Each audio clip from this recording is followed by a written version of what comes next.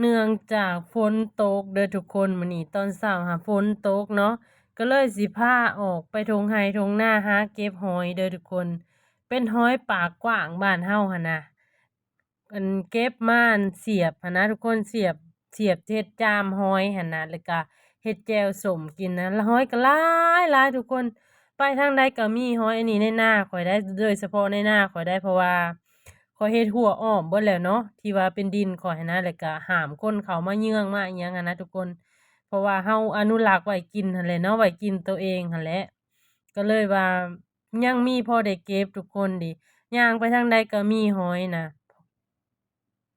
เป็นห้อยปากกว้างบ่แม่นห้อยเชอรี่เด้อทุกคนอันนี้เป็นห้อยปากกว้างหรือว่าหลายๆคนฮ้องห้อยขี้กระต่ายหั้นนะทุกคนมีแต่หน่วยใหญ่ๆข้อยหาปวดได้หาเก็บหอยเก็บอันนี้นะหากินแบบบ้านเฮาหั่นนะหาอยู่หากินแบบบ้านเฮาใครแต่ว่าเฮ็ดหัวไว้แล้วหั่นน่ะแล้วมันบ่มีไผกล้าเข้ามาเนาะแต่ตอนยังบ่ทันเฮ็ดหัวนี่แทบสิหายังบ่เห็นเลยได้ทุกคนเพราะว่า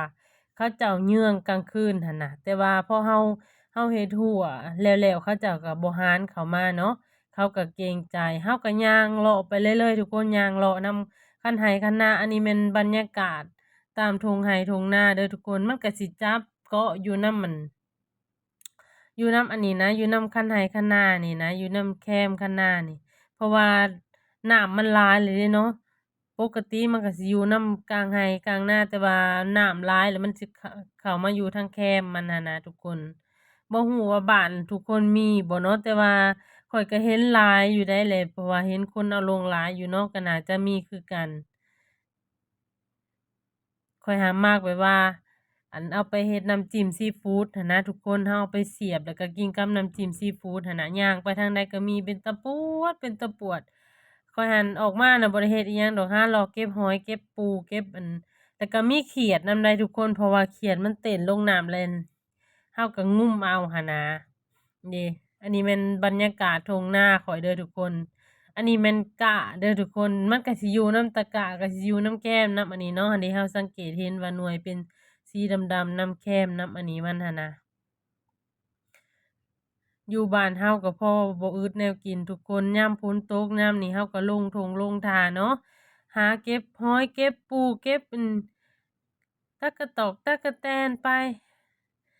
นาก็บ่ต้องแบบว่าเราบ่ต้องซื้อแนวกินไปหั้นนะทุกคนเราไปหากินแบบว่านำทุ่งไร่ทุ่งนาแบบนี้นะแต่ก็ได้บรรยากาศไปอีกแบบหนึ่งได้กินข้าวอยู่ทงอยู่ทาก็แซ่บสำหรับคนที่บอกว่ากินข้าวบ่แซ่บกินหยังก็บ่แซ่บหั้นนะทุกคนอยากให้ทุกคนลอง